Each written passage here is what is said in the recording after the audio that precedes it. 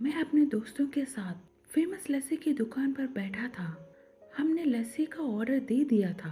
कुर्सियों पर बैठकर हम सभी यार दोस्त हंसी ठिठोली कर रहे थे। दुकानदार हमारा ऑर्डर तैयार कर रहा था। तभी वहाँ पर एक बूढ़ी लगभग 74 to 75 वर्ष की औरत आकर खड़ी हो गई। कमजोर थी, चेहरे पर भूख साफ नजर आ रही थी। आंखें चेहरे में अंदर घुसी हुई थी, लेकिन आंखों में पानी चमक रहा था। देखकर ही पता चल रहा था कि उसका गुजारा मांग कर चलता होगा। मैंने उन्हें देने के लिए अपने जेब में हाथ डाला, लेकिन पता नहीं मुझे क्या सूझा कि मैंने अपने हाथ रोक लिए और उनसे पूछा, दादी क्या आप लस्सी पियेंगी? मेरी बात सुनकर दादी कम और मेरे दोस्तों को ज्यादा आश्चर्य हुआ, क्योंकि अगर मैं उन्हें पैसे देता तो 5 या 10 रुपए देता, लेकिन लस्सी तो 40 रुपए की थी। बूढ़ी औरत हिचकिचाते हुए हाँ बोली और उन्होंने अपनी मुट्ठी में पकड़े 15 रुपए जो उन्होंने मांग कर इकट्ठा किए थे मुझे देने के लिए मेरी ओर बढ़ाए। मैंने पूछा ये क्या है? तो वो बोली, इन्हें अपने पैसों में मिलाकर मेरी लस्सी के पैसे भर दो।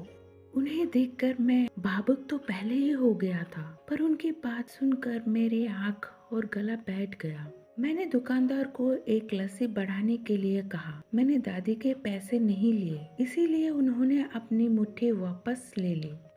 सबको लस्सी दे दी गई। मैंने अपनी और दादी की लस्सी के ग्लास उठाए और एक दादी को दे दिया। मैं और मेरे दोस्त कुर्सी पर बैठे थे और दादी वहीं पर हमारे सामने जमीन पर बैठ गई। मैं अपने आप को लाचार गरीब महसूस करने लगा, क्योंकि दुकानदार, मेरे दोस्त और बाकी के ग्राहक कहीं कुछ बोल न दें। इसीलिए मैंने बेचारी गरीब दादी को कुर्सी पर बैठने के लिए नहीं कहा। मैं घुटन महसूस करने लगा। मैं कुर्सी से उठा और दादी के पास जमीन पर बैठ गया। ऐसा करने के लिए मैं आजाद था और इसी से किसी को कोई परेशानी हो इसका भी कोई प्रश्न था ही नहीं।